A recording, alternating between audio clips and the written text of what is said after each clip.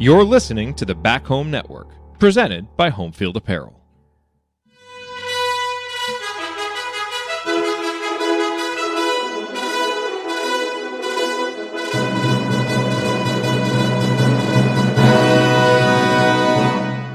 And welcome, Hoosier fans, to another victorious episode of the Assembly Call, as tonight your Indiana Hoosiers knocked off Washington by a final score of 90-80.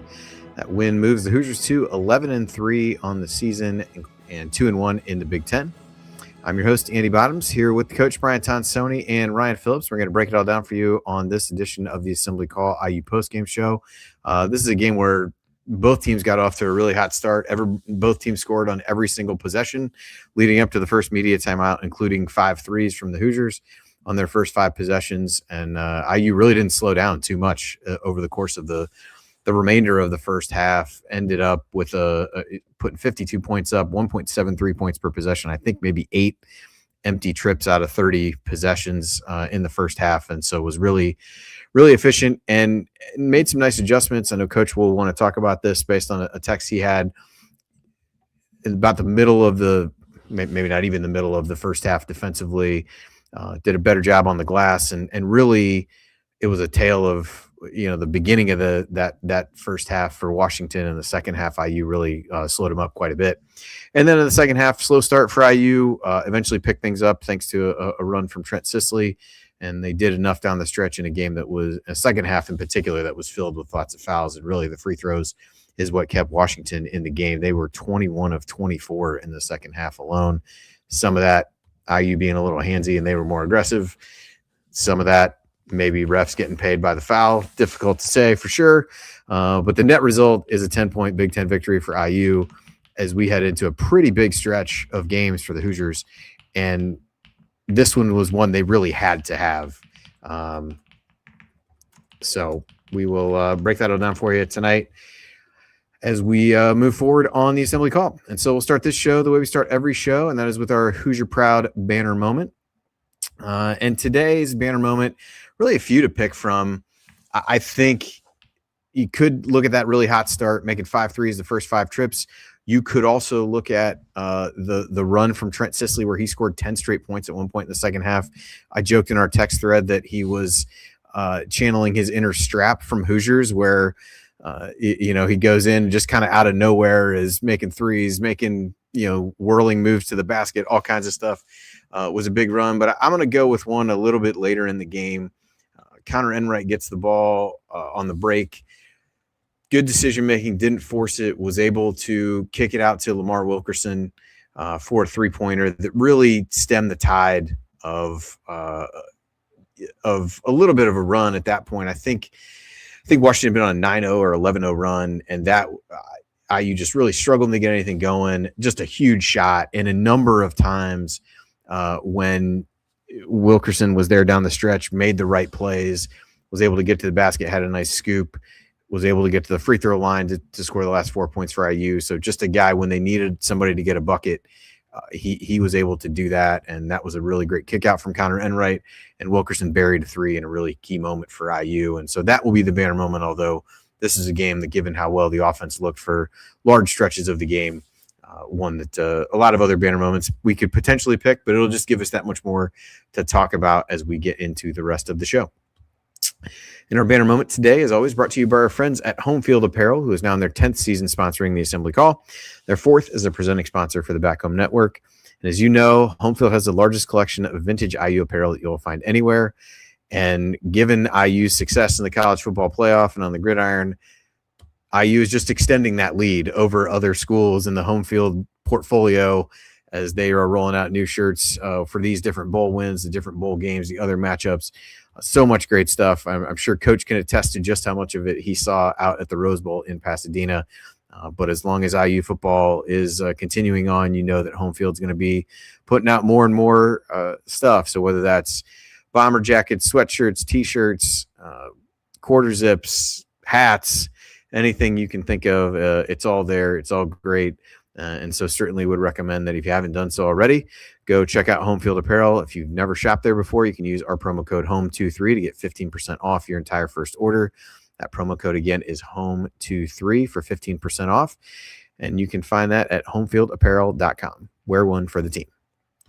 All right, now it's time to move the ball and find the open man. Got some opening thoughts from the rest of our team. And, Coach, I will start it with you. Opening thoughts on this 10-point win over the Huskies. I think it was a great win. Indiana did a really nice job of making a lot of adjustments throughout the game. I thought it was a really well-coached game by Coach DeVries, offensively and defensively. I know giving up 80 points might not seem like Indiana played great defense, but I thought they did in many ways, played some zone for the first time. But it's one of those games where these are the teams you got to win if you want to get to the tournament, get a halfway decent seed, or just get to the tournament. And Indiana took care of business. I thought they came out sharp after a 13-day layoff. That was a positive. I really was impressed with the overall effort.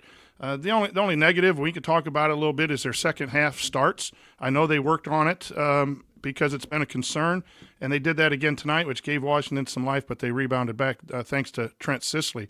But everyone contributed from the start to the end. When your best players weren't getting shots the first half, someone else stepped up. That's a sign of a good team. And Indiana goes ahead. Now we got a big game at Maryland before you run into some of the juggernauts in the Big Ten. But I think you kind of saw how Indiana's going to handle playing a couple of bigs, because Washington started with two really good bigs and a potential pro. Just a outstanding game tonight, and really thought that Coach DeVries did a good job of getting these guys prepared for a unique lineup and prepared for handling 13 days off. Yeah, definitely curious to get your thoughts on some of the coaching adjustments that you saw as we get into our 40 minutes in Bloomington. But before we do that, I'll throw it to Ryan for his opening thoughts. Ryan, any rants on tonight's game? Well, I think that, we need to mention Trent Sisley's contribution. We had like 10 points in almost 2 minutes in that stretch in the second half, where really not a lot was going on. Indiana needed something. Lamar Wilkerson hit a 3 that kind of got him going. And then, Sisley hit a couple buckets and had a reverse layup. And, I think that that's something he desperately needed. He has not, contributed as much as I think he would like to be contributing over the past couple weeks. That's the nature of being a freshman. You're going to hit a bit of a wall, then you're going to play better, then you're going to hit a wall, then you're going to get better. It's just the way that it is being a freshman playing college basketball, playing college sports in general. But having that outburst, he wound up with 10 points in 15 minutes, got 4 rebounds. He was plus 17 in that time. He was really an impact player for Indiana. That's important for him and his development, and him, the confidence that's going to ebb and flow when you're a freshman. But it's also really important for Indiana to have some points coming off the bench. That hasn't really been a thing this year. And most of it's because they've been so injured. But you got 8 from Bailey, you got 8 from Dorn, you got 10 from Sisley. That's more than the difference in the game. And so I think that it's the kind of pattern we need to start seeing from Indiana, is getting consistent production from the bench, no matter who it comes from, whether it's Sisley one night, Dorn the next, Bailey, whoever else. That needs to start happening, especially on a night where Tucker DeVries only had 6 points. Indiana is much better, and is a team that when it plays in the 80s is going to win. And if you can get to that mark, however you put the points together, this team's going to win those games. And they were able to do it tonight, getting up to 90. So, I thought that Sisley's performance was really big in that second half, and I think that really gave Indiana a lift when the game was starting to get a little tight. Yep. Well, with that, we'll dig into our 40 minutes in Bloomington, where we recap tonight's victory. And Coach, I'll start with you. First half, IU comes out of the gates really strong. Hits 5 threes on the first 5 possessions. None of those from Tucker DeVries or Lamar Wilkerson. Conerway made 3 of them. Enright made a couple others. And Washington comes out, at least maybe not the very first possession, but among the early possessions, looked like they were playing a triangle and 2 on DeVries and Wilkerson, really kind of daring anybody else to beat him. And those were huge shots, both because IU was struggling defensively to get stops in Washington to be able to kind of keep up with them on the scoreboard, but also just to open things up and take them out of what they wanted to do defensively, where the goal was, let's find ways to let other people beat us. And I thought those were, key contributions early. Conerway in particular ends up with 18 in the first half, was perfect from the field and the free throw line.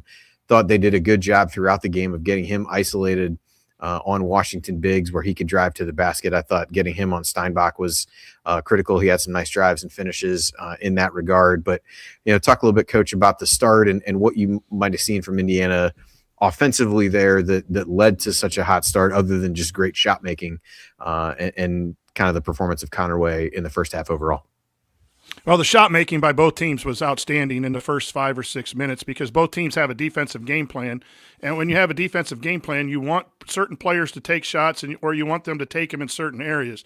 Indiana wanted Washington to take threes because they were very efficient from two and had the Hannes Steinbach kid who is really, really good. So they wanted to shut down the lane. And what does Washington do? They hit 2 or 3 contested threes. I thought Indiana's closeouts were fine, but the shot making by Washington was incredible. But go to your question, Washington played a triangle 2. They were going to deny the ball to Wilkerson and DeVries, and they were going to dare the other players to score, and boy, did they. Wide open threes. Conerway hit, 3 threes, and Enright hit 2, and it was 15-15 at the first media timeout. So what you see here and why this is good coaching, because when you give the green light to players and you instill confidence in players to take shots, yes, your better players are always going to lift you up at times, but it's your role players that still have the confidence in taking open threes and practice it that will show up in games like this. Conerway did not hesitate. Enright did not hesitate. That comes from a program that preaches shooting, which is such a difference than what we've had in the past. But we just ate up that triangle in 2, and they had to get out of it. And then they could not guard us man-to-man, even though they were a somewhat decent defensive team stat-wise coming in. With their 2 big lineup, they can't guard DeVries coming off screens and back cuts and all of that stuff. And so then Washington was forced to go small, especially at the 7-minute mark. And, Bryson Tucker can't guard anybody. And so Indiana really stretched the lead out to 12 when Washington had to go small and go man-to-man, and then Indiana, again, very well coached, running all of their staggered doubles, their horns action in the second part of the media timeout. And then the ability to drive, which is going to be a key. Indiana has Conerway, who did a great job in the first half. Wilkerson, better job of it in the second half. Those two have to be able to get inside to score, and I thought Conerway was just dominant in that first half in that area too. So that was key, is to have players ready to score. You saw it in the second half when we get to the second half with Sisley. The confidence in these guys to play basketball instead of always going to 1 or 2 people allows the team to not always win. They might miss some shots in a game and lose, but tonight it helped. And I think that's a key point of why Indiana was able to make shots early and build a lead that was insurmountable. Yeah, so Ryan, as you look at the first half, IU scores 52 points. Only 10 of those come from DeVries and Wilkerson between the two, while you get 29 out of Enright and Conerway. So just your thoughts, just on like those we guys. all predicted. Yeah, just like everybody expected. But thoughts on the opening from those guys, and the coach, I'm going to throw back to you about some of the adjustments here in a second. Yeah, I mean, Conerway was the guy. It was his aggressiveness attacking. I mean, and willingness to shoot, and just he only had 1, 2, but he drove enough to get to the line twice and hit 4 free throws. And so I think that when he is attacking and getting past that first level of defense, it changes everything for Indiana. It's not a lot of perimeter movement at that point, or not a lot of perimeter handoff and things like that at that point. It's an attacking going, north-south offense that then you kick out to the perimeter from, and that's where the defense, spreading the defense out really it affects them. When you're just standing around on the perimeter, and I know they move, they have a lot of movement in this offense. I don't mean standing around, but I mean when you're not getting past that first level of defense and actually putting stress on the defense by driving and getting into those lanes, it really is easier to guard. And so when he's going north and south, it changes things. And I just thought he was so aggressive in the first half, and that led to the 18 points. And he knocked down 4 threes. You wouldn't 4 from 3. You wouldn't project that. And Enright hitting 2, hitting his first 2. I thought later in the game he kind of was a little trigger happy, but give him a chance. But I thought, yeah, they were aggressive, and that's what that offense needs. It needs the guards to be going north and south. And when these guys are gone next year, they're going to need to recruit guards who go north and south and who attack.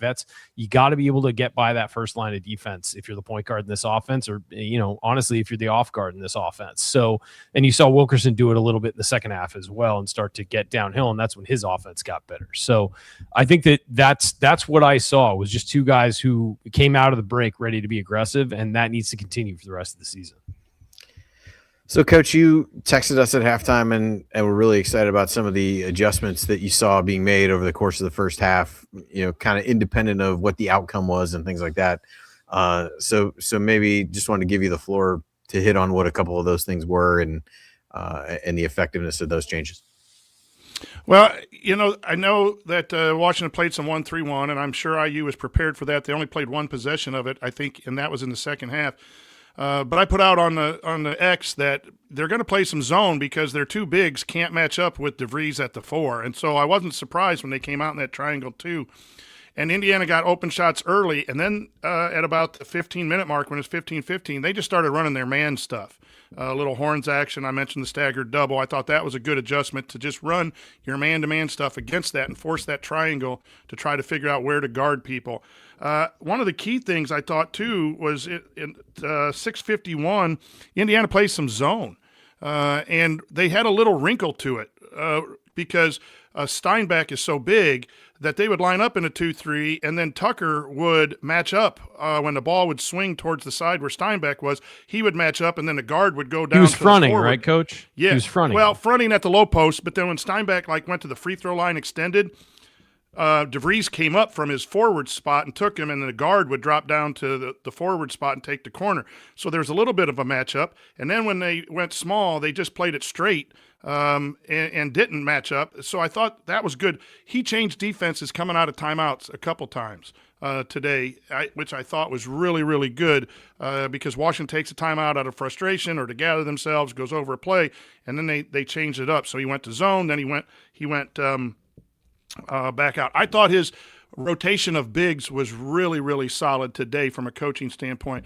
I know Reed has to score at the rim, and I'm sure Coach DeVries is trying to get him to score at the rim. So I know Coach knows that as well. But he had a couple nice defensive situations where he just went straight up. The situation late where Indiana was down up 6 or something, and Wilkerson's 3 went straight up and down. And I thought Alexis was fantastic in that first half. I thought he had an offensive rebound bucket. If I remember right, he had a block. He had some really big rebounds. And I thought both of those guys blocked out well, except for one time. I thought Reed wasn't physical on a blockout. Indiana out-rebounds this team with 2 7-footers on the team. That's been an emphasis all year. So things got done over break. Things got done throughout the game. I thought it was really an outstanding performance. One of the more shocking stats from the box score is that Indiana had more offensive rebounds than Washington did, which surprised me because there were so many balls bouncing around in that first half that, looked like, oh, no, it's going to be another one of those games. They really did lock it down in the second half. They did a really good job. And the thing about the defense and giving up 80 points, we've talked about the math problem all the time. Like if you're hitting threes and you're forcing teams to take tough twos and they hit some, it looks like you're not guarding because the ball is closer to the rim, but you're really executing the defensive game plan as forcing curls and forcing people to come off ball screens into the lane. Guys are going to hit those, and sometimes they'll hit too many of them and you'll get beat. But that's not bad defense. That is actually good defense because you're forcing the shots that Indiana wants teams to take. And that's why the three-pointers early by Washington didn't bother me, because I knew that if Washington's going to settle for taking threes, this thing's going to find its level, and Indiana's going to go forward. So that's something that's hard because we're so points-oriented, just everything. But in basketball, sometimes giving up a 2 and then going down and hitting a 3 is a +1 trip. Yes, there's some things I think that Indiana probably needs to do better, not fouling in the second half, and always continue to work on defensive rebounds. So it wasn't a perfect defensive night, but I thought they executed the game plan really, really well. Yeah, I think that just to kind of put a bow on the first half, I thought the rebounding really got better after the first few minutes. They gave up 5 second chance points before the first media timeout, and I think only 3 the rest of the half. And as you guys said, essentially was a stalemate on second chance points. Washington outscores them 14-13, but IU did have more offensive rebounds, and I thought a lot of that was just effort plays from guys like Alexis. I think he had multiple that led to that. Conerway had some tap outs that led to some, but it seems like based on some of the comments that Eddie's put in the chat, they've talked a lot about rebounding, especially with Washington's size, and that just independent of their size, that just being a strength of their team coming in statistically. So good to see that put into practice and even some improvement within the game, because that did not get off to a good start, and it felt like it was going to be a long day in that regard. But Andy, I wrote this down. You're right, but one was like a loose ball rebound where Indiana went to pursue it and knocked it to the big guy. I mean, like they were going after it. Then the second one was an air ball. Those are tough rebounds. So the first two ones that you're talking about, yeah.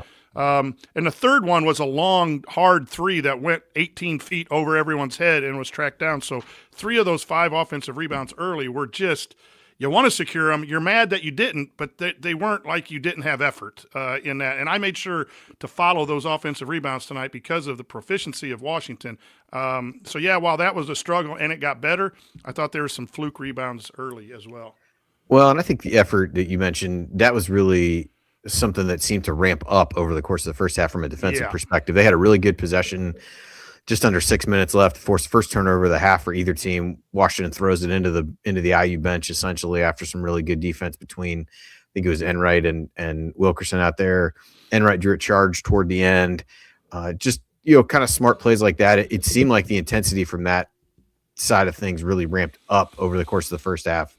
And just kind of made life difficult, because what I looked at was, I think Washington, I tried to write this down somewhere. Washington had 22 points on their first 9 possessions in the first half, and they only had 18 points on the last 22. So that kind of improvement within there. And some of that, to your point, was just the shot making that probably wasn't going to sustain itself. Yeah. And even some of the ones they did hit were difficult shots as you look at it that way. So thought that was good. Yeah, and even Indiana's shot making, where they shooting like 70% at the half, you knew they weren't going to carry that into the second. Water finds its level to some degree at that. So when they kind of came out a little sluggish in the second half, it was a little bit expected. That has to even out at some point. But yeah, I think that really it was one of those games where it looked like it was pretty even in the first half, and then you look up and Indiana's up 10. And it was just a matter of being methodical about it. It wasn't like these big outbreaking runs. They were just getting points when Washington wasn't, and it was just a sort of a slow build to building that really nice lead that, again, looking at the final score, they needed that entire lead to win this one. And so I think that that first half was a really great example of what this team, what this offense, what this system can be, and now they just need to go about really locking that in and continuing to grow it. All right, so then we turn the page to the second half. And, Coach, as you mentioned, this was you had heard they'd put an emphasis on coming out of the locker room and playing well. They really struggled, particularly on the offensive end. They scored 2 points the first 8 possessions. You had a couple DeVries missed threes. You had a couple Enright missed threes, a Conerway turnover. Reed Bailey missed a jumper, a floater in the lane. Wilkerson got blocked at the rim. And on the other end, fouling. 6 points pretty early, maybe 6 or 8. I think 6 here in the early part of the second half. 6 points in the free throw line for Washington. Really, DeVries, and they made a concerted effort to get it into Steinbach, and DeVries picked up 3 fouls really, really quickly. And so those couple kind of bugaboo type things for this team showed up there, being the slow starts and the fouling. And the fouling really was not an issue in the first half. As we talked about earlier, the free throw numbers in the second half were pretty big. So, Coach, I guess I'll throw it to you first, just in terms of what you saw early in the half, and whether it's things that you feel like are patterns or it's something different that might be leading to these slow starts in different games. Well, it's one of the tough things as coaching. I know for a fact that they work on we work on it all the time as coaches. If your team's poor coming out of the halftime, you call a halftime in practice. You go back in the locker room, you talk, you come back out, you do a warm-up, and you simulate it in practice. And Coach DeVries has probably done something very similar to that. But Indiana, and it's been a pattern of late, the Siena game and other games, where Indiana just does not perform. They weren't moving very well. They were very stagnant offensively, and that forced late shots and turnovers. Conerway and DeVries were -8 on a plus-minus, -8 and -9 in the second half. I thought they didn't play well in the second half, those guys. And when they came back and it was a 14-point game, those two were in on the 8-0 run. And so, those guys got to play better for 40 minutes. And I don't think that they did it. And it's not just totally on those two, because the whole team, they just struggled. When you're up 12, and next thing you know, at the first TV timeout, you're only up 4. That gives life to a team at home. You come in and go up 3 or 4 points in that set. You don't have to blow them out, but you maintain the lead or go up 14. You break the will. I mean, we see that in football. You go down, score 24-0 in the Rose Bowl. The will was broken, and Alabama was done. You let Alabama come out and score first, you got a ball game. That's got to translate over to the basketball. And I know Coach is aware of that and trying to fix it, but it was not good. Stagnant on both ends, and led to early fouls, which then accumulated to the bonus. So it's just a lack of, I don't want to say intensity or focus, because I sure as heck don't know, and I'm sure Coach DeVries is trying to figure it out too. But Indiana's got to get that fixed, because that's going to cost the ball game that shouldn't happen. A loss, and you need to make sure that doesn't happen. But the first 4 minutes were not very good basketball in the second half. Yeah, I just want to note something. It's still weird that we're using the football team at Indiana as an example for how the basketball team should play. I just want to say that. Like, I know we're won the Rose Bowl and on to the semifinals, but it's still weird. So, but good point, Coach. I would agree. Yeah, I do think that we have gotten a little bit this year from guys that it's a tale of two halves. Somebody will step up, play, blow the doors off in the first half, and the second half not do much, and everybody else has to step up. And you love to see that spread out consistently. You'll take the win, you'll take it, any way you can get it, but you would like to see that production spread out a little more evenly throughout the game and a little more consistently. I know that's asking a lot, but I think that's, again, you can get Wilkerson getting 10 in each half instead of 18 and 4 or something like that. You feel a little, better about the way it's going. Yeah, as you look at the half overall, it was really streaky. So I'll just kind of run you through a couple of these things. I know we're not in the stats quite yet, but so like I said, 2 points the first 8 trips. Then the next 11 possessions, they scored 24 points. So you're over 2 points per possession. Then you have 6 straight where you don't score at all, and then you close the game with 12 points in the last 7 possessions, so 1.7 during that stretch. So just streaky as you look through it that way, versus the first half, which was like all one hot streak that never really stopped. Cooled off slightly, but never really stopped. And we talked about Sisley a little bit, in that stretch that I mentioned in the middle of the half where they scored on nearly every possession. You had a few different things. You got a kind of third chance bucket from Reed Bailey on a lob where Sisley got blocked. I think it went out of bounds. Wilkerson misses a 3, and they eventually get a lob to Bailey. Then Wilkerson hits another big 3. Then Sisley rips off 10 straight, and then Wilkerson bookends that with another 3. Like, that stretch was absolutely huge, because that was right at the point that Coach was talking about where it gets to 4. And I do think what Coach said there earlier is just a huge deal in terms of confidence for Sisley to come in and be able to play that way. Had struggled a little bit in some of these prior games, but the first one goes in, and then he's scoring all kinds of different ways, and the back cutting was really good from him and some other guys as well. And so I thought he was key in that stretch. And then Wilkerson, I really thought in the second half, yes, from a scoring perspective, hit some big shots. Talked about him in the banner moment, but I thought he continues to do a couple things to me. He's getting better at finishing around the rim. Had a nice scoop there toward the end. He ends up with 18 points, and I think he's doing a good job of picking his spots and trying to get to the lane when he can, or when his jumper's not falling, and being able to find ways to score. Had a nice dish to Reed Bailey in the first half where he's being able to create things for others based on the attention that he's getting. And I think he just continues to evolve. I think you get a guy like that who's played so much college basketball, and you think, you might mistakenly think that he's a finished product, but he's definitely improved within the season in terms of what he's done.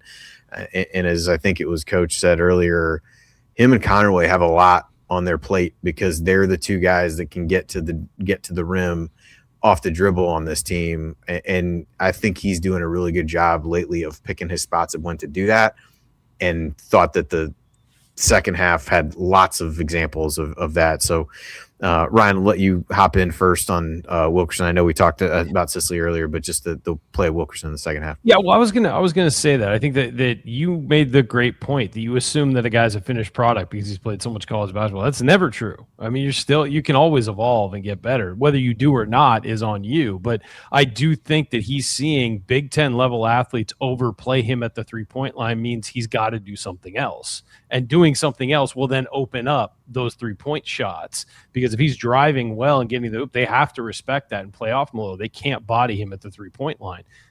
And so I think that I would say that. And then on that same token, I would say a guy like Conor Enright has to continue to evolve too. He's been a no score, all pass, all defense guy for his entire career. He had 12 points tonight.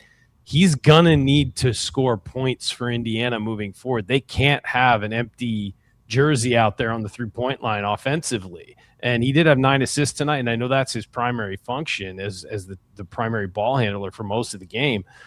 But what he needs to do is be able to occasionally knock down a 3 like he did tonight. He needs to occasionally be able to drive and finish at the rim like he did tonight.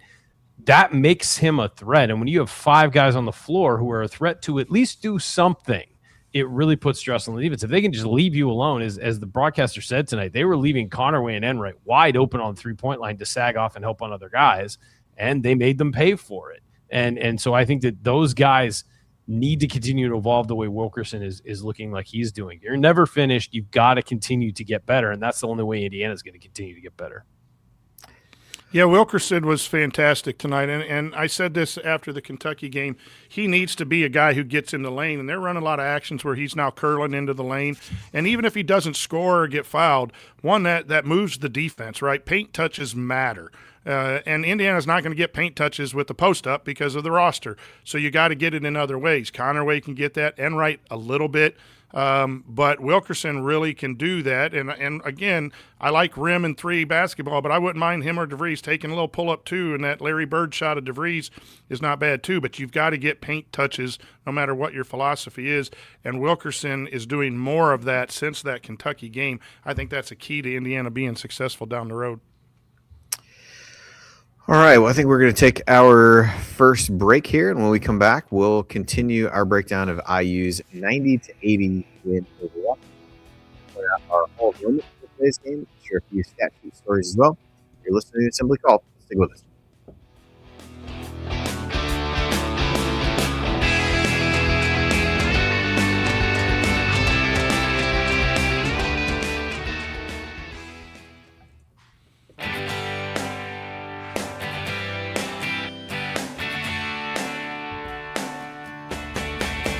This is Jordan Halls, and I never miss a shot or an episode of the Assembly Call.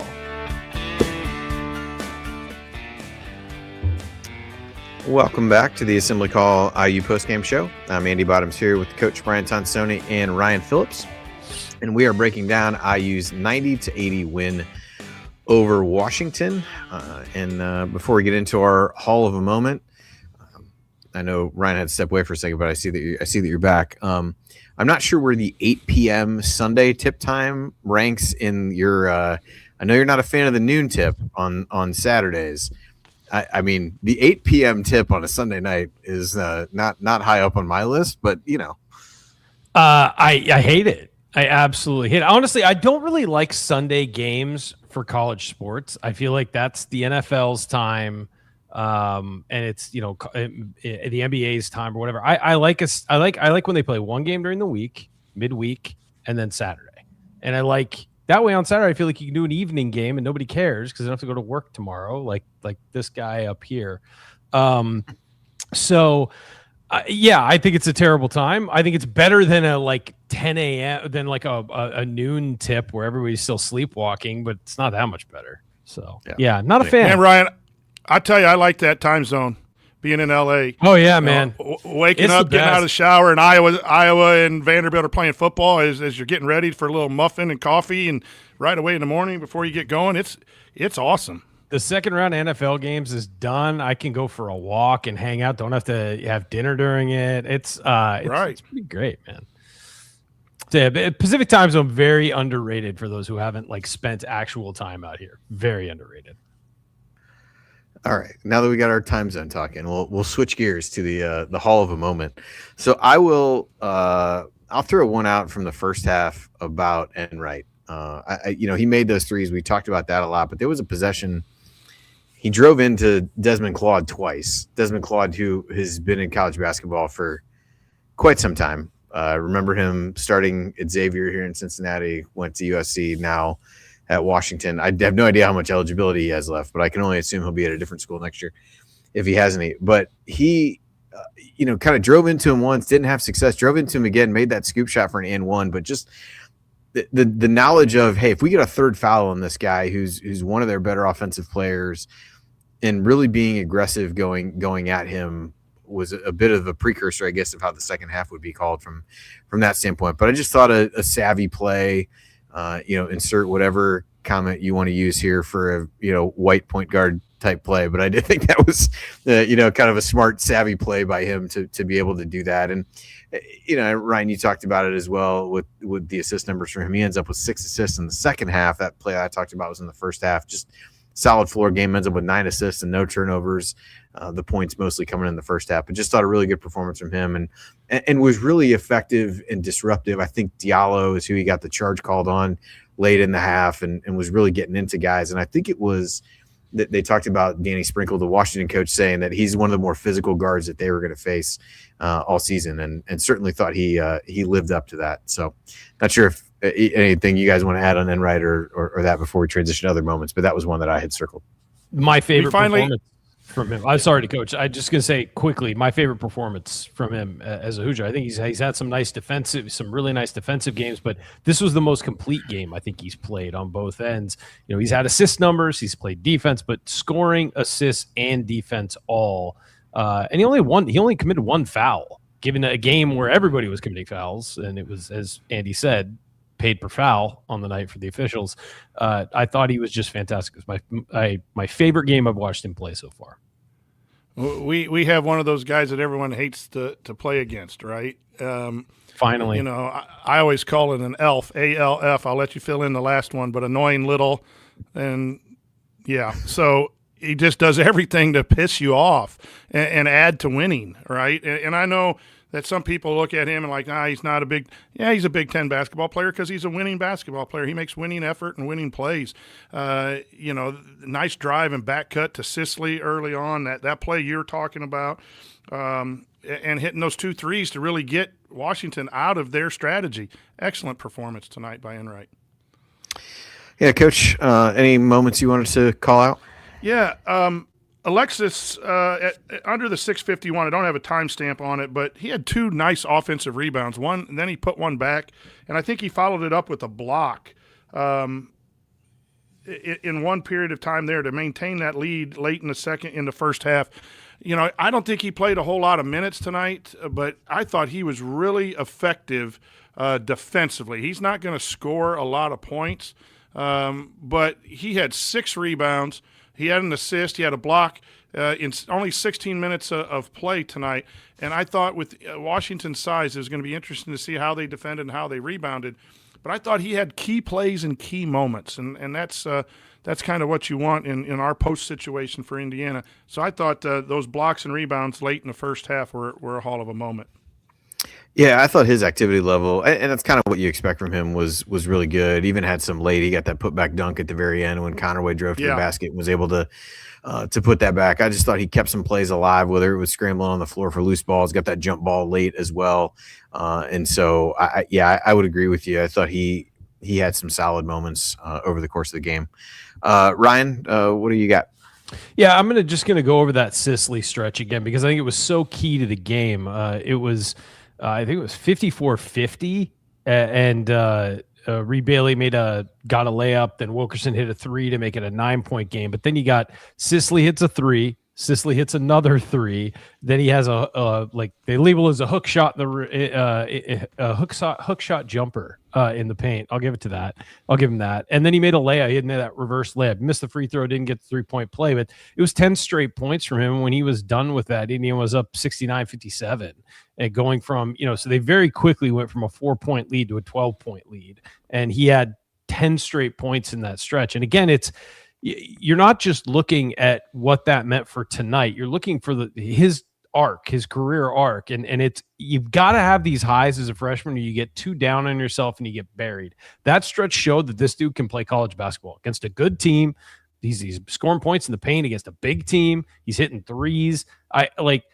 That's the kind of boost he's going to need a couple times this season. Maybe not 10 points in a row, but he's going to have a couple performances that make you continue to believe in yourself, continue to believe you can do this. Because let's be real, with a 7-8 person lineup, or I guess it's 8 now, 8-person rotation, they're going to need him to not just play but perform. And so I really thought that was huge for Trent Sisley, and also for the future, not this season, but next year, knowing that he can be a guy that they can really rely on to get some things done. I assume they're projecting him to be a starter next year, and that would be, seeing him perform like that, I start to believe.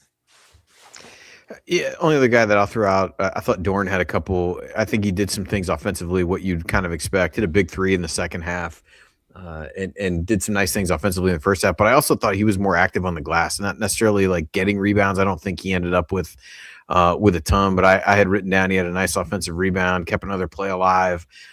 Just think he continues to look more and more comfortable as he gets healthier, and as a guy that you're going to need. And maybe it's not Sisley the next game that comes in and scores you those 10 points that maybe you didn't expect, but Dorn is a guy who can really come in and get hot in a Big Ten game and maybe score you 12, 15 on a night when you need it. So he ends up with 8. The scoring was pretty balanced, and anybody that played had at least 4. And he had a bunch of guys there. He certainly had Wilkerson and Conerway in the 20s, but everybody else was between 4 and 12. So thought some other good moments from him, and starting to see him do a little bit more than just shoot.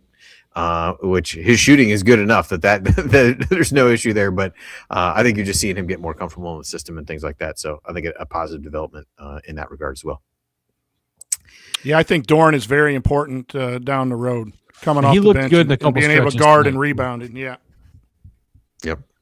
All right. Well, let's talk stats a little bit. We'll take a look at some stat sheet stories from the game, and as we go inside the numbers, a reminder that this segment is brought to you by our friends at Jackson Hewitt Tax Services. If you live in Bloomington or the surrounding areas and you want your taxes done right, contact our friend and Chat Mob Hall of Famer Megan Mahaffey and her team in Bloomington, Bedford, and Martinsville by calling 812-339-3334 or by visiting jacksonhewitt.com. So with that, we'll get to stats here. The offensive numbers are what's going to be the headliner here. I had IU at 1.45 points per possession, 90 points in 62 possessions, at least based on the way that I tracked it on the way there. So if you look at that, they're 31 of 60 overall from the field. So 52% from the field, 43% from 3, and 80% from the free throw line. And so really a lot of good things for IU offensively, as we've talked about over the course of the show.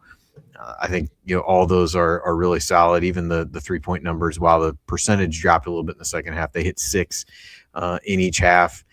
We talked a little bit about the assist numbers. 16 assists on 31 makes, a little bit lower than what we've seen from IU in some of those scenarios. But Enright with 9 assists, and then like I said, scoring wise, you had Wilkerson with 22, Conor with 20, and then everybody else had somewhere between 4 and 12 that played. So good contributions from everybody, at least 2 rebounds from everybody.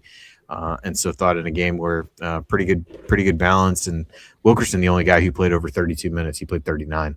So at least from a offensive perspective, those are some of the ones that stand out. Coach, I'll throw it to you. What other numbers you got? Well, hey, our guy Fred Heveline in chat mile points this one out. I think it's great. 4 turnovers, outstanding. Indiana had in the last couple of games had a little more turnovers than usual. I think there's again a sign of a points of emphasis in the 13 days off. Ryan mentioned this, the scoring. Conerway scored a lot in the first half, 18 in the first half, and then Wilkerson comes out and gets 22 in the second half. Again, I think what that shows with Sisley, 10 in the second half, is there's a lot of weapons on this basketball team, and they're all given that ability to score and shoot. And we're going to need a variety of people, and this is going to make Maryland and everyone else wonder what's the best strategy. Taking away the two studs, Indiana scores 52 points. Guarding them straight up, Indiana scores 90. So we are going to be a hard team to scout because of the different point totals in there. I think the shooting, obviously, over 51%. What was nice, too, is you held Washington, to 39% shooting in the second half. And after that rocky start, I think Indiana really clamped down. I think those are some important stats from my vantage point. Yeah, it's interesting. The defensive numbers, you can't take the free throws away. But yeah, I've got what I'm looking at said Washington at 9 of 26 from the field, 35% in the second half, just 1 of 7 from three, but 21 of 24 from the line. They scored 40 points in the second half, and 21 of them were on free throws. So, foul numbers overall, IU only committed one more foul, but IU committed 15 fouls in the second half, and that the difference would have been even greater had Washington not fouled a couple times toward the end to do that. So, Andy, you could throw in our free throw shooting too, which has been outstanding all year. I mean, again, so many things are different, which again makes this guy happy. But 80% of our free throws, that accumulates, right? If you shoot 60%, that lets Washington be in the game late and have a little momentum and feel like they can be in it. I really feel confident now when Indiana goes to the foul line with everyone on the team. And Jerod, I saw your question here. We did talk a little bit second chance points, but I know you wanted to mention something about points in the paint, so I'll throw it to you for that. Welcome. Yeah, hey guys, nice to see you. Hello, Jerod. Nice to see you. Sorry, bedtime took a little bit longer tonight.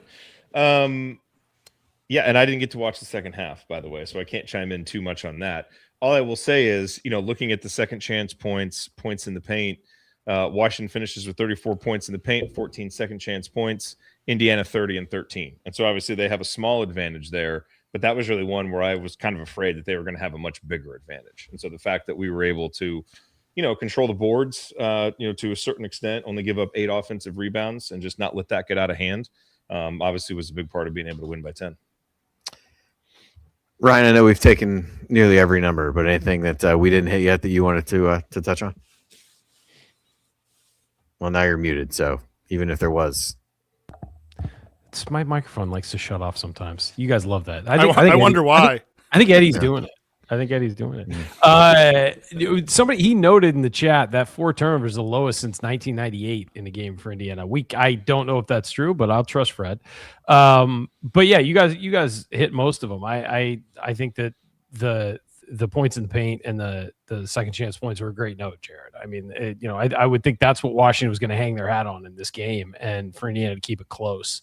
And they honestly, Washington, I thought they shot really well early on and made some tough ones, but to finish the game 6 of 21 from 3, really, that was it. Without dominating the paint, that was where they're going to have to beat Indiana, and they were only in it, as Andy noted, because of the free throws. So, really, I thought an all-around performance defensively, especially when you get past that first stretch of the first half where they made some pretty crazy shots, and Indiana did too. But once you got past that, it was a pretty solid performance all the way around. And the free throws, we've noted this team fouls a lot. It's probably going to be part of their DNA all season. I thought there were some that were pretty weak tonight, but you got to roll with it and try and figure out a way around it. As long as nobody fouls out or key players don't foul out and you're able to combat that on offense, you're going to survive.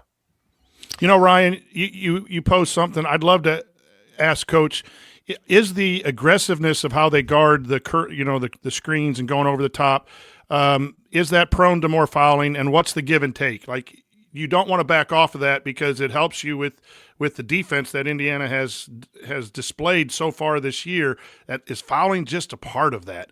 I would love to know his answer on that, because it does seem like Indiana is really aggressive at forcing teams out of what they want to do, but they also foul. And how do you keep being aggressive without fouling, or do you just have to live with it? That's something that I would love to try to pick his brain sometime. And I think, Coach, this team is going to run into a lot of teams that are more athletic than them and in some cases bigger. And sometimes that causes you, when you are playing aggressively, to have to foul.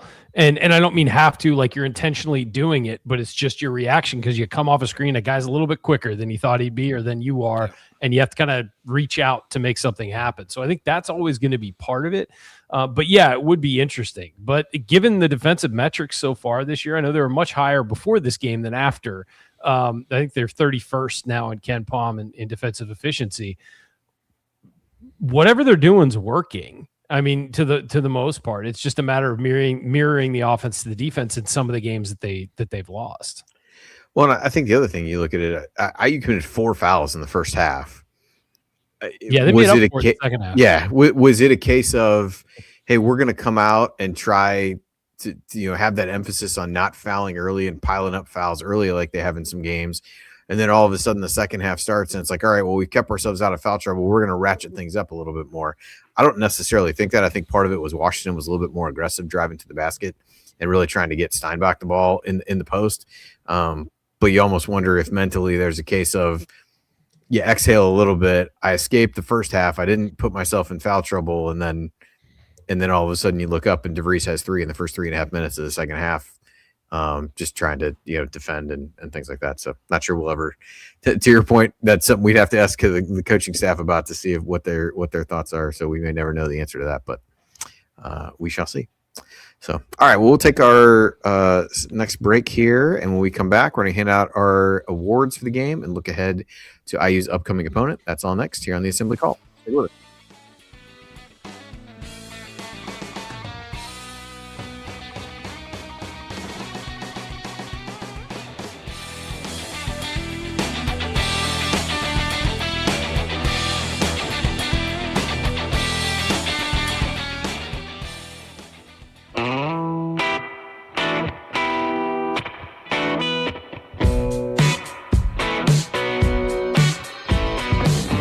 What's up, y'all? It's Devontae Green giving you the green light to watch Assembly Call after every IU game. Just don't listen to their opinions about shot selection. Remember, you miss 100% of the shots you don't take. Go Hoosiers. All right, thank you, Devontae. Continue to think if he still keeps tabs on IU basketball, this is an offense he would very much enjoy being a part of. So welcome back to the Assembly Call IU postgame show. I'm your host, Andy Bottoms, here with Coach Brian Tonsoni, Ryan Phillips, and Jerod Morris, and we are continuing our breakdown of IU's 90-80 win over Washington. And with that, it is time for our game balls, which are presented by our friends Allie and James at Bloom Environmental. And at Bloom Environmental, they provide expert radon, mold, asbestos, and crawl space solutions to protect homes and improve indoor air quality. Call today for a free estimate and mention Assembly Call and get 10% off of your system. You can learn more about them at bloomenviro.com. And with that, we will do our game balls. And Ryan, I will throw it to you first. Who gets your game ball for this one? This is a tough one. I feel like there's 2 obvious answers, but I'm going to go off the board since there's 4 of us and you guys can overrule me. I'm going to go with Trent Sisley. I thought that his stretch in the second half was vitally important to them winning the game. And you could say the same thing about Lamar Wilkerson, but I think that Sisley just kind of going beast mode for 2 minutes really stretched the lead back out, as I highlighted earlier, and put it at about what the margin wound up being in the game. So I think that was like a vitally important stretch for Indiana, where the offense had really been kind of stuck in the mud. They got a bucket from Bailey, 3 from Wilkerson, and then Sisley just kind of, showed up and dominated for a little bit there. I thought that was the most important stretch of the game, and I'm giving to the most important player in that stretch. All right, Coach, who gets yours? Man, it is difficult because I think that's a great choice. I think Wilkerson's second half play was good. I think Indiana doesn't win the game if Conerway doesn't, hit 3 threes and almost shoot perfectly. But I'm going to go with Sisley too, because that game got close at 54-50. And for a young man to be ready when his number was called after, limited minutes in a game or two, and to have the confidence, again, I'm going to say that over and over again, a confidence from the program to make plays and take shots. I think that gave Indiana a cushion back up to 12-13. That was just too much for Washington to overcome. And while a lot of people contributed and we needed it from everyone, and we don't win with all of those contributions, I think the last one at winning time, basically, I'm going to agree with you, Ryan. Trent Sisley. All right, Jerod, your thoughts? Well, now I'm very intrigued to watch the second half and see this stretch from Trent Sisley. As I told them in the text, it was like Strap in Hoosiers when he's like, God needs you on the floor, and then all of a sudden he comes out and he's making everything that he throws up. It very much was similar to that in my view. That's awesome. To me, and again, you guys may disagree, and maybe watching the full game would change this opinion, but I'm going to give my game ball to Conor Enright. 12 points, 9 assists. I would imagine Washington probably came into the game, and if you told them Conor Enright's going to be second on the team in shots taken, they probably would have liked that and thought they would have had a pretty good chance to win. So I know he wasn't super efficient, 4 for 9, but his ability to score 12 points, also get the 9 assists, we know what he does defensively. So again, I'm sure there's great arguments for Lamar Wilkerson, Tayton Connerway, and maybe Enright's better as a hustle guy. But that just kind of jumps off, to me looking at it, is he's going to have to be a guy who sometimes with the way teams play Indiana, is going to have to step up and have nights where he scores 12 points. And tonight he was able to do it. So I'll give him mine. All right. Well, I'm going to go with Lamar Wilkerson. Sisley's going to get it based on those two. But for me, it was Wilkerson. Played the most minutes. Thought he was really key, even in the first half when he didn't score as much. Had a nice drive and dish to Reed Bailey. Didn't think he kind of took bad shots even in that stretch there, and was still an overall positive for IU. Got to the line, was able to score inside, but hit some big shots in the second half. The three that he had threes that bookended the 10-point stretch by Sisley, hit the big three in transition on the kickout from Enright that I mentioned in the banner moment, and also nailed free throws at the end, had the nice scoop where he drove it to the basket when they needed a bucket. So I will give it to him, but Trent Sisley will get it, and that makes 2 game balls for him on the season. Wilkerson, the current leader, with 5, DeVries with 4, and Conerway and Sisley behind them with 2 apiece. All right, and we'll go Hoosier Hustle Award. And Jerod, I'll throw it back to you first on this. We'll just do kind of reverse order of what we did before. So I was going to go with Wilkerson for this because he played 39 minutes, most on the team, and didn't have his typical shooting night. I didn't see him make any threes. He made 3 in the second half, so those were obviously huge. But I just thought his ability to play positive, impactful basketball, even when the shots aren't falling, has really been one of my favorite things about him, is that, he'll do that and he won't let just a bad shooting half, throw him off. So I'll give mine to Wilkerson. All right, Coach, who gets yours? Man, to me, it's down to 2. It's down to Enright and Alexis. I know Alexis might be off the board a little bit, but 6 rebounds. That series at the end of the first half, where he blocked a shot, got an offensive rebound, went back up, jump hook, scored, gets an offensive rebound late in the second half for a dunk, kind of when the game was still in question. I know he only played 16 minutes. Enright just all over the place. 9 drive the basketball, and to get Claude in foul trouble in 2 possessions, that's 2 fouls right in a row. I think I have to go Enright just because of his overall production, and it comes from playing hard. And so both of those guys I thought had key contributions, but I'm going Enright. All right, Ryan, what about you? Yeah, I thought it was between Enright and Conerway, and Conerway sat for a pretty decent chunk of the second half. So I'm gonna have to give it to Enright as well. I thought the 12, as I said, was my favorite game I've watched him play as an IU player because he was so well rounded. He had the 12 points, 9 assists. Played really good defense, I thought, as he always does. And then no turnovers as well. But the 32 minutes, he was plus 14. I just thought that he was a very impactful, positive player for IU all game. And I think that sometimes on offense, he isn't that. And so to see him do that as well and have that effort on both ends was really important. Yeah, I was leaning Enright as well. I think that's who I'll go with. I think you guys mentioned some of the other candidates. I think Conerway was there in the mix for me as well. But I think just the fact that he got himself in a little bit of foul trouble in the second half, didn't play as much, I'll go with Enright. I think some of the defensive plays talked about in the first half, being able to, force a turnover here, take a charge in another scenario, being able to make the right pass and get out. Like I said, he had that kick out to Wilkerson on the big three late.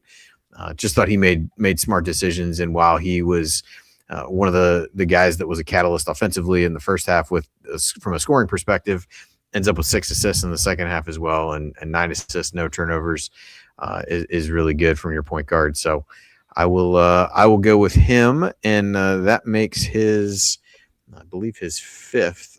No, it's his fourth. I'd already updated that. Sorry, his fourth Hoosier Hustle Award of the season, with Conerway behind him with 3, and then Alexis DeVries, Sisley, and Wilkerson all with 2. So solid. Always good when there's some debate and a number of guys that you can go to for these different awards, as we look at it that way. Up next for IU, I'll kind of hit this real quick, and then if you guys want to finish up, I will let you. But as I've told you guys off here, I have really enjoyed some nice time off around the holidays, but that officially comes to an end tomorrow morning, and so my re-entry into the real world is barreling down as we look ahead. But Maryland comes in just 7-7. They're 0-3 in the Big Ten. And this, quite honestly, is a road game for IU that if you're going to try to find ways to steal a few road games in the Big Ten, this really needs to be one of them.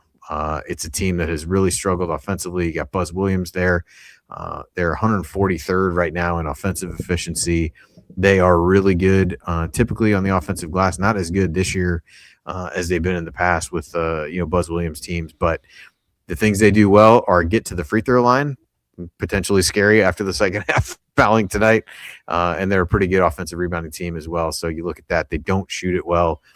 In a lot of cases for them, their best shot, the best thing they can do is just get the ball up on the rim and see what happens. They turn it over a decent amount. So it'll be interesting. They force turnovers on that end, and they don't put teams on the line either. So it'll be interesting to see what that matchup looks like. But it is definitely a game that if this is not if IU wants to win the Big Ten championship type of, we're not having those conversations right now, but if you want to be able to cobble together enough road wins to make your NCAA tournament resume look decent, this feels like one that you really need to have, and a good opportunity to get another Big Ten win before you enter an even tougher stretch in the Big Ten coming up. And they talked about that on the broadcast with the ranked teams that are coming up on the schedule. So I know, Coach, I think you put some notes in here about Maryland, so I will bow out and let you add to that what you will. Another IU transfer on the roster, and Miles Rice had Bryson Tucker tonight.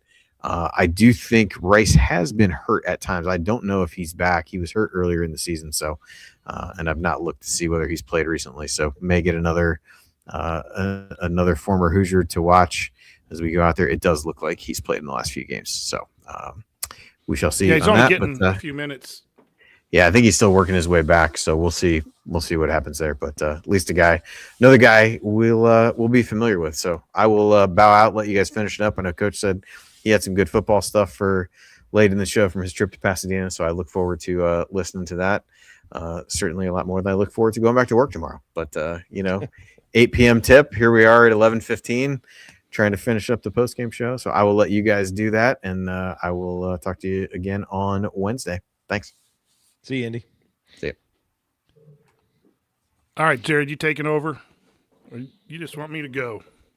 No, let's go, man. Let's talk some football. Let's talk about the Rose Bowl. Yeah, congrats to Indiana, the Rose Bowl. And the first thing, I just want to say, I can't believe how many fans of the Back Home Network, Crimson Cast, and Assembly Call that are out there. And thank you on behalf of all of us for the spirit that you bring to Indiana athletics. I met some outstanding people, and that's the number one take. Yes, Indiana won, and we're happy, and we're playing in the semifinals, but it's the community that has developed from the football and the basketball. And I met a special young man in 2022 out in Vegas, and I was able to have a reunion with him and his father at halftime.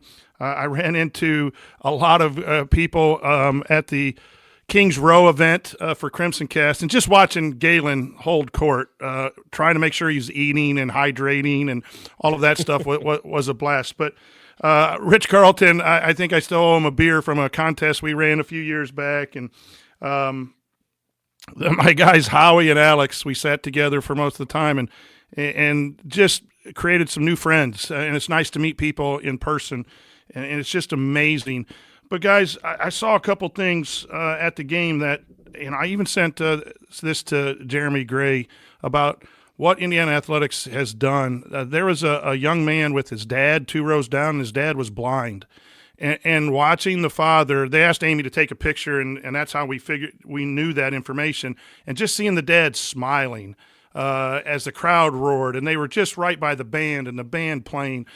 Like, there's so much more to just winning and losing in athletics, right? And here I watched that interaction between father and son the whole game. And it was just beautiful to see that guy was experiencing that Rose Bowl, to watch the band perform right next to us and just the crowd taking over. The whole second half was a party. I mean, it was just everyone high-fiving and jumping up and down, and it was just a great overall experience from the time we went out there. The planes were full. Every bar we went to was full of IU people. It was 80-20 easily in downtown L.A., and the pier that we went to, Santa Monica Pier. But I just wanted to take time to thank our listeners for what you give to us. And I'm just fortunate to run into a lot of you. And I know Galen feels the same way. But what we have here going, it's not just those of us who speak behind the microphone.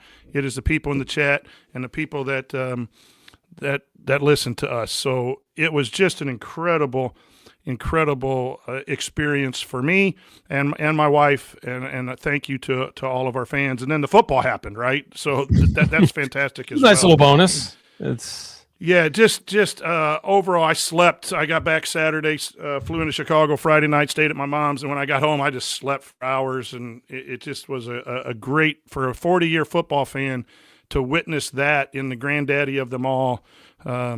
It was just beautiful. And, I found out, like my buddy Howie said, they search for the finest bathroom on campus. And I'm going to keep that a secret for a little bit. So anyone out there who wants to send in to me their thoughts of the best bathroom, Howie and his buddy have one. And I'm going to go looking for it. And I will explain to you at the meetup where it is and why it's such a great bathroom. But this was the kind of discussion that we were having. I have an answer. I had an answer. Well, what's your answer? Howie's probably going to listen and want to know. Second story of the bookstore. You walk out, the hotel is there. I think it might be the 3rd floor. In the hotel at the Union, nobody ever goes there. It's clean. It always has paper towel. It always had paper towels. It's like, because a lot of times you're on college campus, so many people use the bathroom. The paper towels are gone by like noon. Always had that. Did hit some of the criteria. Yeah, I mean, traffic was one of the criteria that we talked about. Traffic is the big one. Nobody ever was in there. I think that's not the best, supposedly. One time I ran into one of my professors coming out, and I was like, "Oh, but yeah." So yeah, it just very good, nuanced, deep discussions that we had all weekend.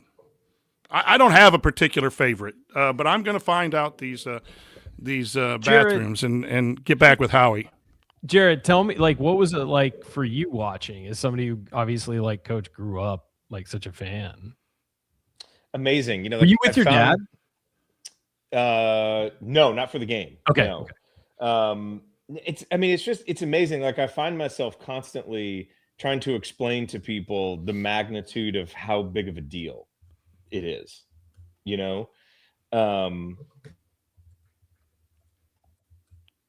sounds like it's coming through your computer, not your mic. You muted. You're muted now. Oh, sorry. Okay, can you hear me now? Yeah. Okay. Yeah. So like I've found myself so many times like basically trying to explain the magnitude of how big of a deal this is to people. Because it's like, oh yeah, Indiana's an underdog. It's like, no. Let me tell you how much of an underdog, how crazy this is. Having grown up with Indiana football and then, just going through all the ups and downs and then seeing it culminate in a Rose Bowl beatdown of Alabama, where the announcers are literally saying during the game, it looks like Alabama is just existing on the field. They said basically Indiana took their will. I mean, just what? That's what beat teams You could see it. Mission. It was amazing. And you could see it on the. We were like row 6, and so sometimes it's great when they're in your end zone, not great on the other end zone. But I loved watching the physicality and the body language. And Alabama, when it got 24-0, yeah, you're right, Jerod. You could just tell their body language they were done. Yeah, and when you think back to the Ohio State game, part of what made that game really satisfying, obviously, I mean, you win the Big Ten, you beat Ohio State, but there was nothing fluky about it. Right? Like, it's not like Ohio State made a couple bad plays and we just happened to win. Like, they missed a 25-yard field goal, but well, yeah, but I mean, I agree out of that game, but you watched that game and you felt, you know what, we went toe to toe with them and we beat them. But it wasn't, because you go into that game and you always kind of feel like, well, Ohio State's going to have this athleticism and physicality advantage, but that wasn't the case. No, like, we played tough against them. We deserved to win that game. It wasn't fluky. It's one of those, you walk away from that game and you think, hey, you know what? We play this 10 times. We win 6, they win 4, or at worst it's 5-5. Like, this is these, this was a good game, man. That Alabama game though, just obliterated them. I'll say complete domination, physically, mentally, from a preparation standpoint, and just watching an Indiana football team do that was, I'll tell you what I was thinking about is I was thinking this is probably what, when people talk about watching the 74, 75, 76 IU basketball team, this is probably what it felt like. Somebody else made that comparison too. Where it's like, this is just unbelievable. The preparation and the teamwork and just how cohesive everything is. I have to imagine that's what it felt like, watching a game like that, where you just go into it and you just think we are going to be more prepared. We're going to make the adjustments. We have full faith in the coach. Like, Coach, we talked about this on this podcast for a long time, that the biggest problem Indiana basketball fans have had is just not having a coach we can trust. We've had coaches we like. Yeah, we've had coaches that have done a good job, but we've never really had a coach that we fully trusted, and it's like, you almost forget what that feels like until you get it again. And now we have it with football. And it's like, oh yeah.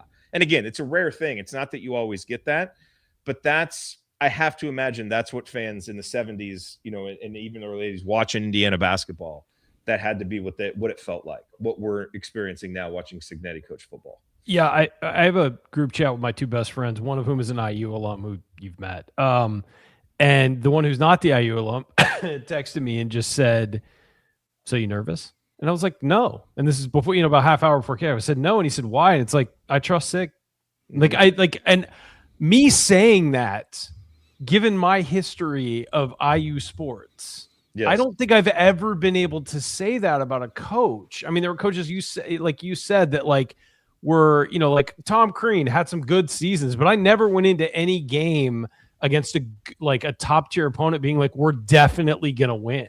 I mean, and that wasn't a knock on him. It was just, how good are we really? And where are our faults? And we had the faults and they sometimes weren't addressed and the other teams exploited them. I will say for me that, a lot of people have said the Big Ten championship game was like the moment for Indiana football ever. And I can see that. To me, the Rose Bowl was 10,000 times more satisfying because that was a nail biter. And they didn't play their best game against Ohio State. You're right. Physically, they matched up with them. It was just a heavyweight slug fight. Just standing there, just punching each other. You don't usually stand toe to toe in those, and that's what exactly made it special. Exactly. Nobody does. Not just Indiana, right, but how many teams across the country can stand toe to toe with Ohio State? But that game was it was a little ugly. You could tell there were some nerves on both sides and all that. I mean, both kickers who were typically reliable missed bad field goals to miss. Things like that. The Rose Bowl was not that. The Rose Bowl was their first drive. They struggled. And then after that, it was pedal to the metal. We are going to kick your ass. And they just believed in themselves. They believed that was, and it would have been very easy for Indiana after that, such a big moment at the Big Ten championship game. And then Mendoza getting the Heisman and all of these accolades and the 60 Minutes piece and all of that, to just kind of believe the press clippings and come out flat. And they did not. And so I think that was the most impressive thing to me. And the most satisfying thing was, these guys aren't done. They didn't have their big moment yet. That moment was nice. It's not, they're not there yet. And Just incredibly impressive. And I also tweeted this out as one of my most liked tweets of the year. As I said, if anything, we are dramatically underselling the job that Curt Cignetti has done at Indiana. And everybody's talking about the biggest turnaround ever. It's the greatest coaching job ever. That's not enough to describe what's going on there. And I really am jealous of the people in, like you, Coach, who get to drive down and see it on weekends and we're able to go to the Rose Bowl. For all of you that watch or listen and got to go, first of all, thank you for going and supporting our team. But second of all, I am incredibly jealous of you, but I'm also incredibly happy that you got to go do that, because it doesn't come around very often. I expect Indiana football to be good for a long time, but you never know when you're getting back to the Rose Bowl. I mean, it may not, even if you make the playoff, it may not line up, so you get to go there. So yeah, I just unbelievable what's going on in Indiana football right now. No, there was something extra special about beating Ohio State to win the Big Ten, and a good Ohio State team, because that's like slaying the final boss in the Big Ten. But then it's not even a culmination, but then having this game in the Rose Bowl, where Indiana fans have wanted to go for so long, and to do it there, I mean, everything is just setting up perfectly. And the other thing, Coach, is it's like I feel like we've had some moments and some big victories as IU football fans, but they've always kind of been this isolated thing. And now we're having these victories where now it propels you to the next one. And that's the thing, Ryan, that win over Ohio State to win the Big Ten, if that had just been the end of the season, that would have been amazing. And yeah, in and of itself would have been an incredible catharsis. But the fact that then the Rose Bowl is next, then we do this in the Rose Bowl, and now, hey, you know what? We owe the Peach Bowl some payback too, because we've lost 2 of them. And so, just every step of the way has been slaying a dragon that has been just hovering over Indiana football for years and years and years.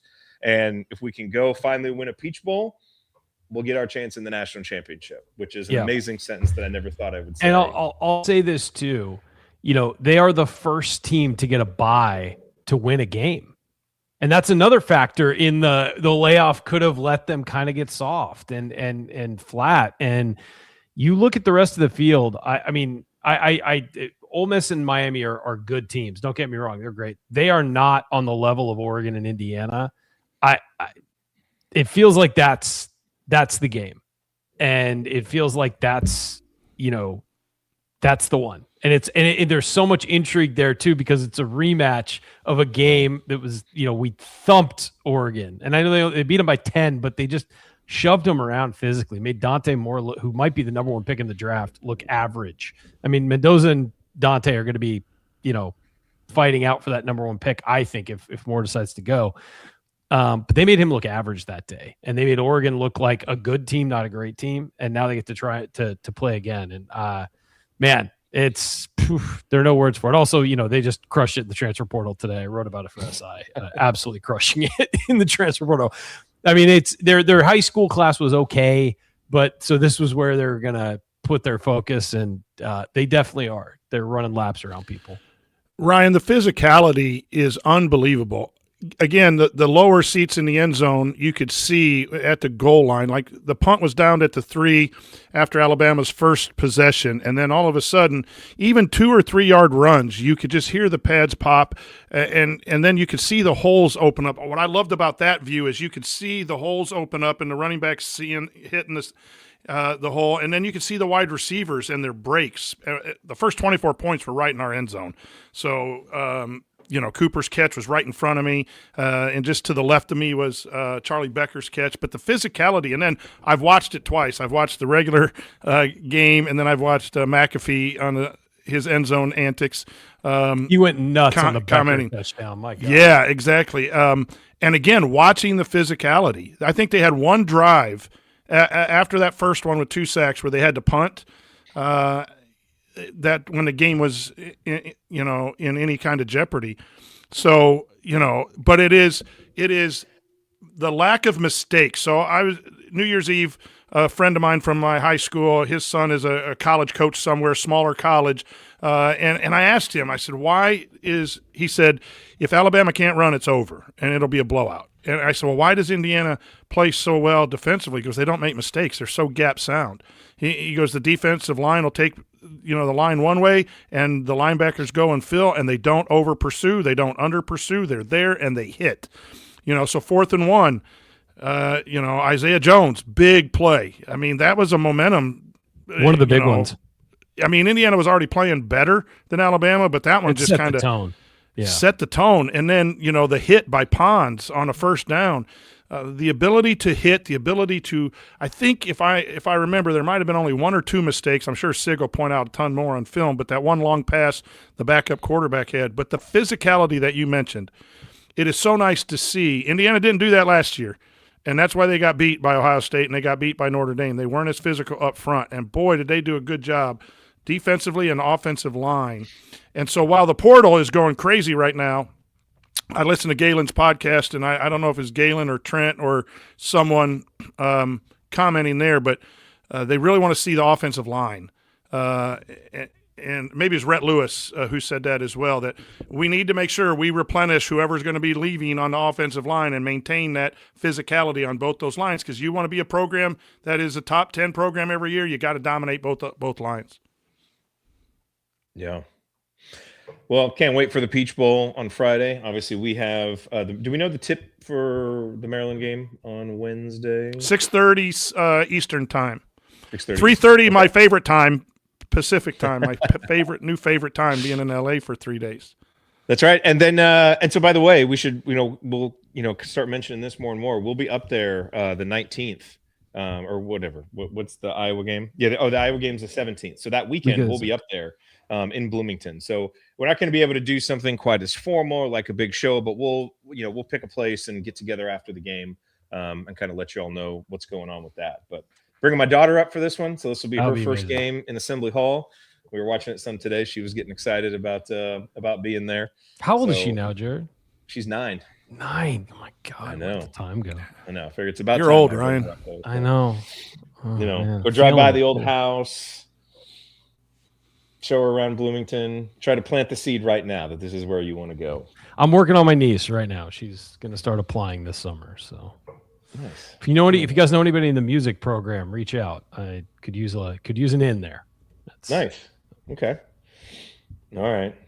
Well, awesome for the basketball team to get a win. I know we've all been so focused on football, but basketball season's about to ramp back up, and I still think, I guess, last question here, maybe lingering question as we just fade out for tonight, and get the focus back on the basketball team. I'm just curious to get your guys' thoughts. Obviously, I haven't been keeping quite as close to tabs this year. At least I haven't been able to talk about it as much on the show.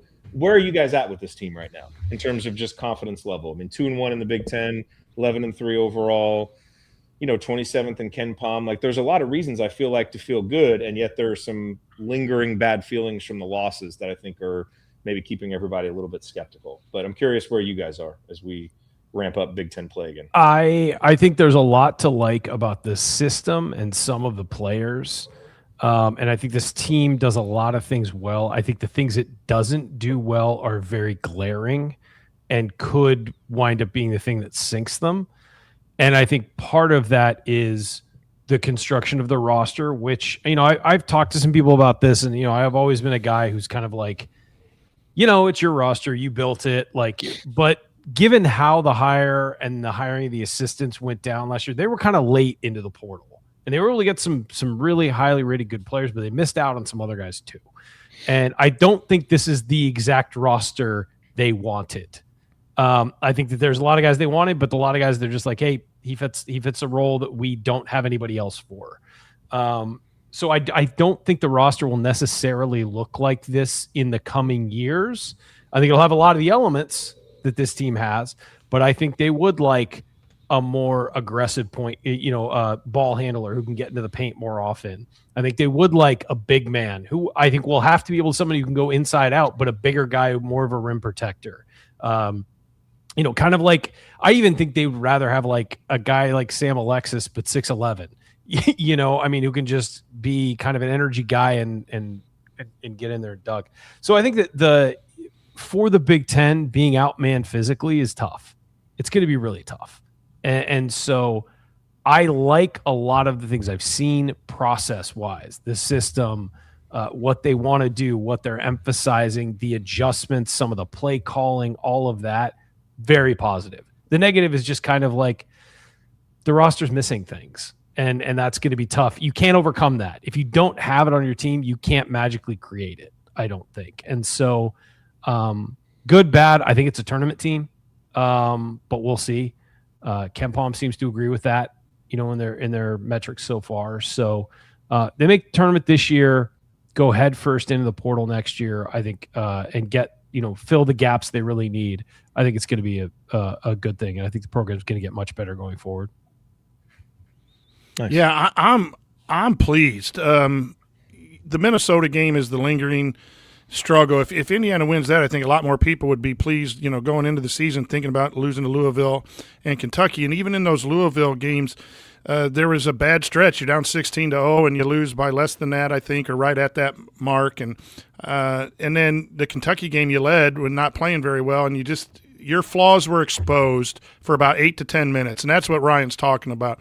This roster has its flaws, and when a team can expose them, they can go on a run, which is going to be hard to overcome. But and there's not much you can do to stop it. The only thing you can do is shoot your way out of it, and we have shooters. So again, at least we have that option now.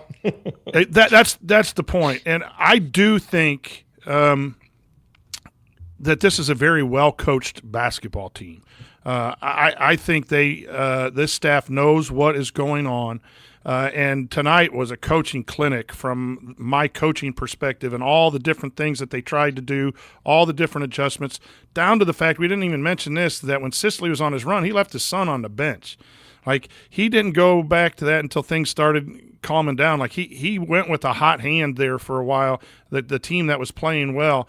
And I trust him to maximize the deficient areas to whatever they might, the ceiling is not very high for rebounding, or the ceiling's not very high for post scoring. But he can identify the problems. He's aware of the problems. He's not clueless.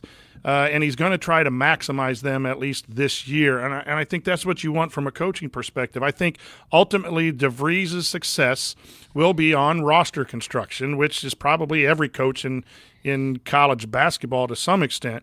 The X's and O's that I saw tonight give me more and more and more and more, and it's starting to make me trust. But I know that you can't X and O your way out of some of the deficiencies. Ryan put it very, very well with the rebounding and the fouling and some of those things. So, yeah, I'm pleased because I'm seeing modern basketball, and I'm seeing some things that a lot of coaches around the country have done that weren't part of Indiana basketball for about 8 or 9 years. So I'm willing to trust that regardless of where Indiana ends up. I do think it's a tournament team. And I'm back to worrying about them losing because I really care a lot of, instead of, oh my gosh, we're going to lose, and what way are we losing again, and what am I going to say on the show when we lose for the 4th time and not shooting any threes. Now it's a sincere care for me is back. And I know a lot of friends still, or a lot of fans still have the hands off approach, and I get that. But I would encourage you to trust, the coach and the coaching staff to get things fixed. Good place to leave it. You taking us out, Jerod? You want me to take us out? Yes. Sorry, my computer froze. You froze too. I did. Yeah. So I didn't hear Coach's last point. But it wasn't much.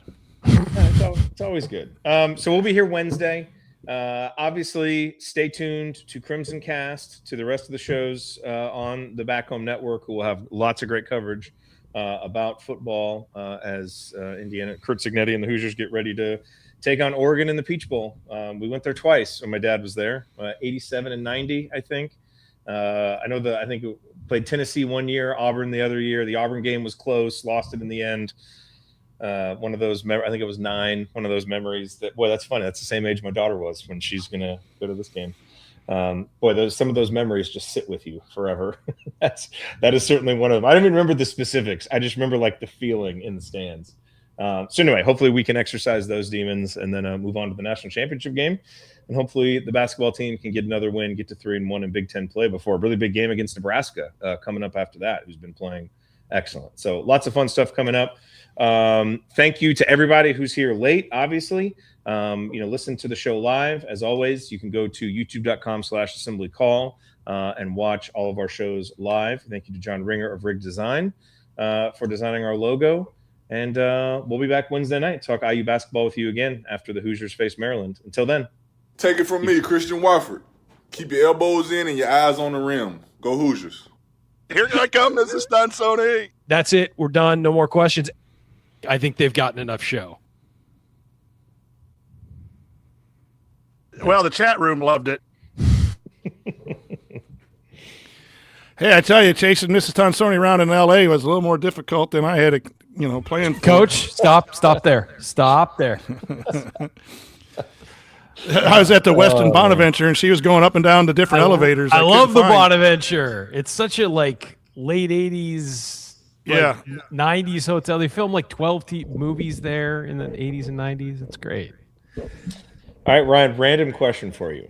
Okay. Has anybody told you that you remind them of Steve Harrington from Stranger Things? No, my hair's getting a little crazy, so I could see it. Watching season 5, it hit me. There was something he said that was very similar to the way that you say things because your voices actually sound similar. And I was like, that's who he reminds me of. So let us know. I appreciate it. It's better than some of the other comparisons I've gotten over the years. Ryan reminds you of Steve from Stranger Things. I appreciate that. He's a handsome devil, so I'll take it.